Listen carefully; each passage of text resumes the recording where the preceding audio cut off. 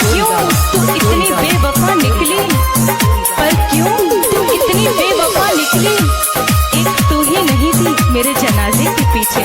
प्यार है तो इश्क है, इश्क है तो मोहब्बत है। प्यार है तो इश्क है, इश्क है तो मोहब्बत है। मोहब्बत है तो दर्द है, और दर्द है तो झंडू बाम है। और झंडू बाम है तभी तो मुन्नी बदनाम है।